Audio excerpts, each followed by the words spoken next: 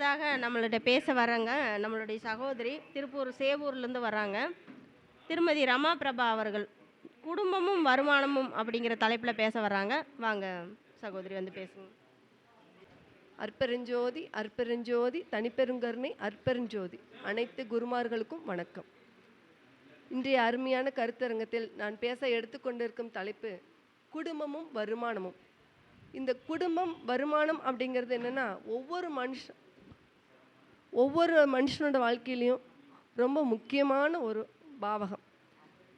ஒரு லக்ன பாவத்தில் பலன் இல்லை, லக்னாதிபதி இங்கே 6, 8, 12 மறைஞ்சிருந்தாலும் அவரோட ஜாதகத்தில் 2ஆம் இடம் வலுவாக இருந்தால் 2, 5, 9 கனெக்ஷன் இருந்துச்சு அப்படின்னா அவர் குடும்ப உறவுகள்னாலையும் குடும்ப சப்போர்ட்னாலையுமே பொருளாதார வகையில் ஆகட்டும் சமூக அந்தஸ்தில் ஆகட்டும் மிக உயரிய அளவுக்கு போகக்கூடிய ஒரு அமைப்பு உண்டு.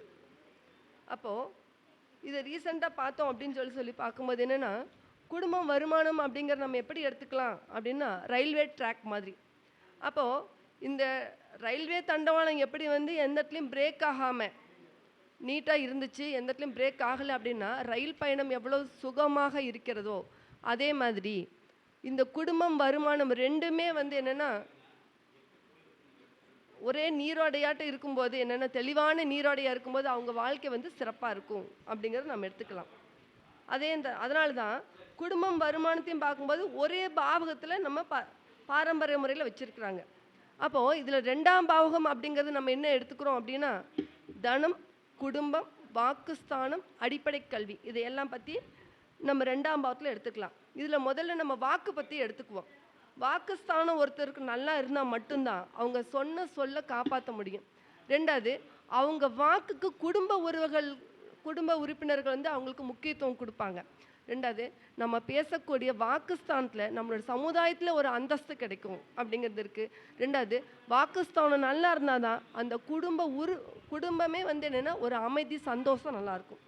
அடுத்தது இதில் வந்து என்னென்னா இந்த 2ஆம் அதிபதி 6ஆம் அதிபதியோட தொடர்பான வேலைக்கு செல்லக்கூடிய ஒரு அமைப்பு இருக்கும். 2வது வாடகை வீட்டின் மூலியமாக வருமானம், அவங்க வீடு வாடகை கட்டி விட்டு அதனால் வருமானம், வண்டி வாகனத்தின் மூலியமாக அதை வாடகை விட்டு அதனால் வருமானம் கிடைக்கக்கூடிய ஒரு அமைப்பு இருக்குது. 2வது 2, 6 தொடர்பு இருந்தால் சர்வீஸ் மூலியமாக தொழில் செய்யலாம் அப்படிங்கிற ஒரு அமைப்பாக இருக்குது.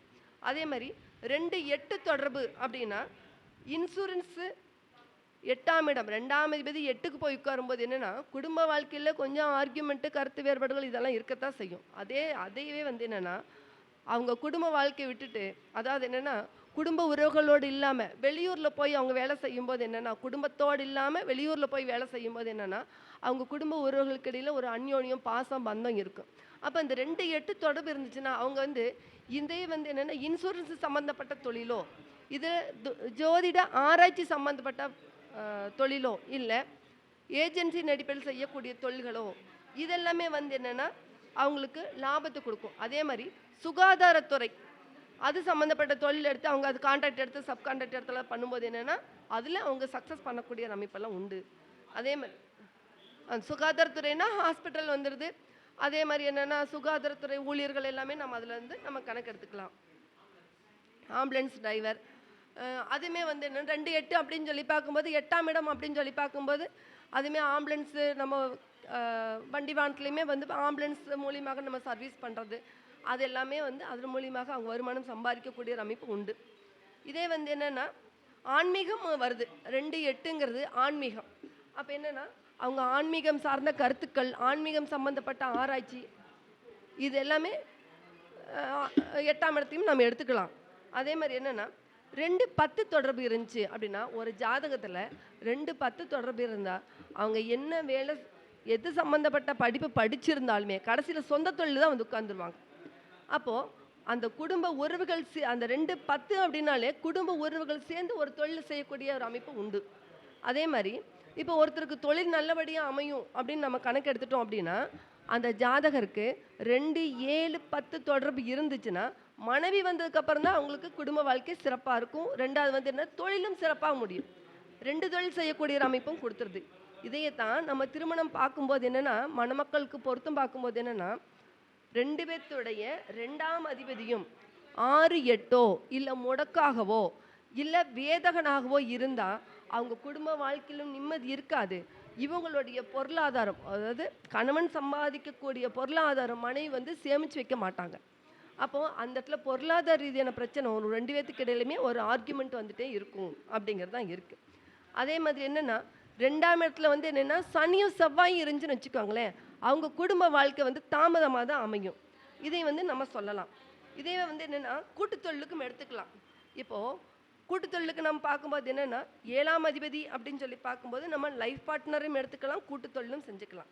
அப்போது லைஃப் பார்ட்னருக்கு எப்படி நம்ம வந்து என்ன பொருத்தம் எடுக்கிறோமோ அதே மாதிரி லைஃப் கூட்டுத்தொழிலில் வர்றவங்களுக்குமே பார்க்கும்போது என்ன 2 பேர்த்தோடைய லக்னாதிபதி வேதகனாகவோ இல்லை ஒருத்தருக்கு ஒருத்தர் பகை கிரகங்களாகவோ பகை லக்னாதிபதிகளாகவோ இருந்தால் அந்த தொழில் சிறப்பாக நடக்கிறதில்ல, கொஞ்ச நாளுக்கு அப்புறம் பிரேக் ஆயிடுது. அதே மாதிரி என்னென்னா 2 பேர்த்தோடைய பார்ட்னருடைய திசாபுத்திகளுமே பார்க்கும்போது என்னென்னா 6 8 12 இருந்தாலுமே அந்த தொழில் வந்து என்ன பாதியில் ஆரம்பித்து நின்று போகுது அப்படிங்கிறது நம்ம தெளிவாக சொல்ல முடியும். இதையே வந்து என்னென்னா ஒருத்தர் எந்த தொழிலில் ஸ்திரமாக நிற்பாங்க அப்படிங்கிறது நம்ம வர்க்க சக்கரத்தில் ஹோரா லக்னத்தை பற்றி நம்ம சிறப்பாக எடுத்து சொல்ல முடியும். அப்போ இந்த ஹோரா லக்னம் அப்படிங்கிறது என்ன அப்படின்னா ஒரு ராசி கட்டத்தில் இப்போ ஆண் ராசி அப்படின்னு சொல்லி சொன்னால் முதல்ல இப்போ மேசம் அப்படின்னா முதல்ல வரக்கூடிய அந்த 15 டிகிரி ஆண் ராசி வந்து என்னென்னா நம்ம வந்து ஆண் ராசியில் போடலாம். எது அதில் வந்து கடகத்தையும் சிம்மத்தையும் தான் நம்ம எடுத்துக்குவோம். அப்போது முதல்ல வரக்கூடிய 15 டிகிரியில் இருக்கக்கூடிய கிரகம் சிம்மத்தில் வரும். அப்போது ஆண் ராசியில் ஹோரா லக்னத்தில் அதிக கிரகங்கள் இருந்துச்சு அப்படின்னா அவர் தன் முயற்சியினால் தொழிலை சக்ஸஸ் பண்ணுவார். இதே அந்த சிம்ம லக்னத்தை அது ஹோராவில் சிம்ம லக்னத்தில் சனியோ ராகுவோ தொடர்பு இருந்தால் அவர் கடின உழைப்பு பண்ணி தன் சமுதாயத்தில் உயர்ந்த இடத்துக்கு வருவார். ஆனால் அந்த வளர்ச்சியை இல்லை அதில் வரக்கூடிய யோகத்தை அவர்னால முழுசும் அனுபவிக்க முடியாது.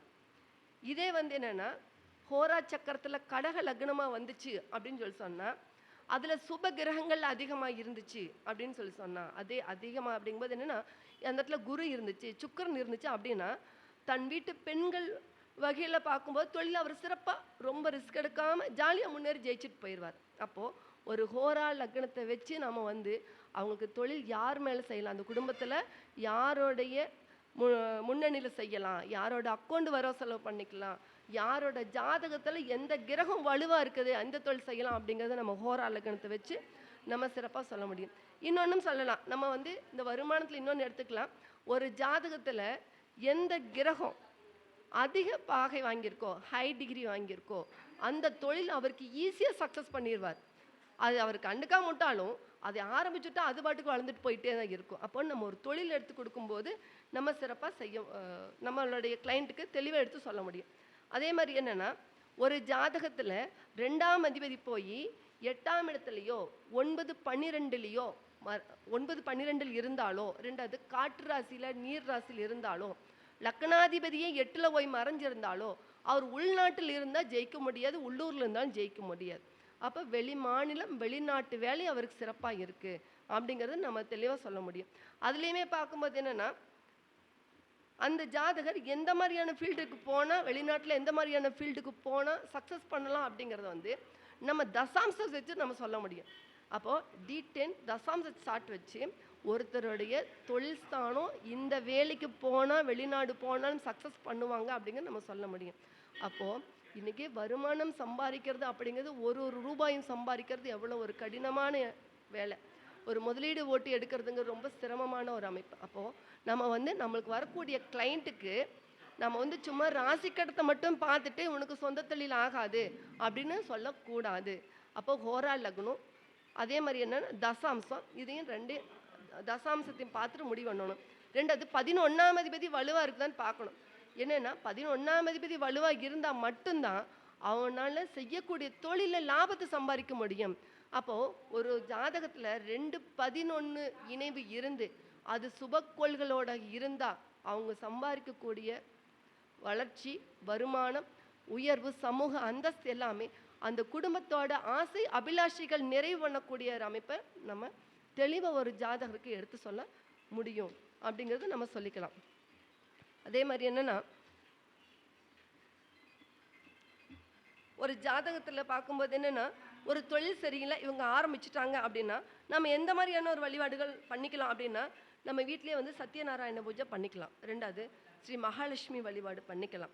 அதே மாதிரி என்னன்னா, திருநெல்வேலியில் இருக்கக்கூடிய ஸ்ரீ வைகுண்ட நாராயண பெருமாள் கோயிலுக்கு நம்ம போயிட்டு வருது, நம்மளோட ஜென்ம நட்சத்திரத்துக்கு போயிட்டு வரும்போது சிறப்பாக இருக்கும். அதே மாதிரி திருப்பரங்குன்றத்தில் இருக்கக்கூடிய சத்தியகிரீஸ்வரர் கோயிலும் மதுரை மீனாட்சி அம்மன் கோயிலும் ஒரு ஜாதகத்தில் ஒரு புதன் தசை நடந்தா எப்பேற்பட்ட கோடீஸ்வரனாக இருந்தாலும் கடன் வாங்காமல் தொழில் செய்ய முடியாது. கடன் அகலக்கால் வச்சு சிக்கிக்குவார். அவருக்கு அது யோகியாக இருந்தாலும் அந்த வேலை செய்யறதுக்கு அது ரெடியாக தான் இருக்கும். அப்போது அந்த மாதிரியான சமயத்துக்கு பார்க்கும்போது என்னென்னா, மதுரை மீனாட்சி அம்மன் வழிபாடு சிறப்பாக இருக்குது. அதேமாதிரி திருவேடகம் ஏடகநாதர் கோயில் குடும்ப வளர்ச்சிக்கு உதவக்கூடிய ஒரு அமைப்பு. சரி, நம்மளால எந்த கோயிலுக்கும் போக முடியலப்பா அப்படின்னு சொல்லி பார்க்கும்போது என்னென்னா, நம்ம வீட்லேயே மஞ்சக்காப்பு அரிசி வச்சு பச்சரிசி வச்சு ஒரு தாம்பாளத்தட்டில் வெள்ளருக்கு விநாயகர் வச்சு 9 வெள்ளி காசு வச்சுக்கலாம். சின்ன 1 கிராம் காயின் கூட 9 வெள்ளி காசு வச்சு அதுக்கு மஞ்சள் பூசி நம்ம வந்து இலுப்பை எண்ணெயில் தீபம் போட்டுட்டு வரும்போதும் தொழில்ஸ்தானத்தில் மிக சிறந்த இடத்துக்கு நம்ம போக முடியும். 2வது குடும்பத்துக்குள்ளே அந்யோன்யம் நல்லாயிருக்கும். அதே மாதிரி என்னென்னா, பிள்ளையார்பட்டி வீட்டில் திருஷ்டி தோஷங்கள் இருக்குது அப்படின்னு சொல்லி பார்க்கும்போது என்னென்னா, குடும்ப உறவுகளில் ஒரு அந்யோன்யம் இல்லை அப்படின்னு சொல்லி பார்க்கும்போது பிள்ளையார்பட்டி கற்பக விநாயகர் கோயிலுக்கு போகலாம். 2வது குடும்பத்துக்குள்ள ஆர்கியூமெண்ட் இருந்துகிட்டே இருக்குது அப்படின்னு சொல்லிட்டு பார்க்கும்போது நம்ம வந்து என்னென்னா, நம்ம ஊரில் இருக்கக்கூடிய கண்டிப்பாக சிவன் கோயில் இருக்கும். நம்ம ஊரில் இருக்கக்கூடிய 5 சிவன் கோயிலிருந்து தீர்த்தம் கொண்டுட்டு வந்து வீட்டில் வந்து நம்ம தெளித்து விடுறது ஒன்று. 2வது வந்து என்னென்னா, குடும்ப உறவுகளிடம் தினமும் ஒரு 15 நிமிஷம்னாலும் நம்ம கலந்து ஆலோசிக்கிறது. 2வது 6 மாதத்துக்கு ஒருக்கானாலும் குடும்ப கோயில்களுக்கெல்லாம் போகிறது.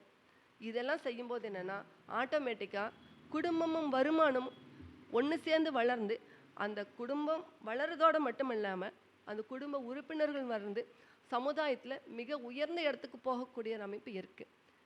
இது நாள் வரைக்கும் என்னுடைய பேச்சு கேட்டுக்கொண்டிருந்த அனைத்து குருமார்களுக்கும் வணக்கம். எல்லா உயிரும் இன்புற்று வாழ்க, கொல்லா விரதம் புவனமெங்கும் ஓங்குக. நன்றி, நமசிவாயம். இதை பேச வாய்ப்பளித்த திருப்பூர் சகோதரிகளுக்கு நன்றிகளும் வணக்கங்களும். என்னோட பெயர் ரமா பிரபா. என்னோட ஆஃபீஸ் சேவூர் அவினாசியில் இருக்குது. ஸ்ரீ மகாலட்சுமி ஜோதிர் நிலையம், சோழி பிரசன்னம், அஷ்டமங்கல பிரசன்னம் நம்ம ஆஃபீஸ்லேயே நம்ம பார்த்துட்ருக்கோங்க. அதே மாதிரி என்ன ஆன்லைன்லேயும் ஜாதகம் பார்க்கப்படும். உங்களுக்கு ஜாதக ரீதியாக எந்த சந்தேகம் இருந்தாலும் என்னோடய நம்பருக்கு தொடர்பு கொள்ளலாம். என்னோடய நம்பர் 9791336389. வணக்கம். அதாவது நம்மளுடைய குடும்பம், இந்த குடும்பம் நல்லா இருந்தாலே நம்மளுக்கு வந்து எல்லா விதமான யோகங்களும் கிடைக்கும். இந்த குடும்பமும் அந்த வருமானமும் பார்த்திங்கன்னா அந்த 2ஆம் பாவம் தான். அதை பற்றின சிறப்புகளை மிக அருமையாக தெளிவாக சொன்னாங்க. நம்மளுடைய சகோதரி அவர்களுக்கு திருப்பூர் சகோதரிகள் சார்பாக மரியாதை செலுத்தப்படுகிறது. பாப்பா.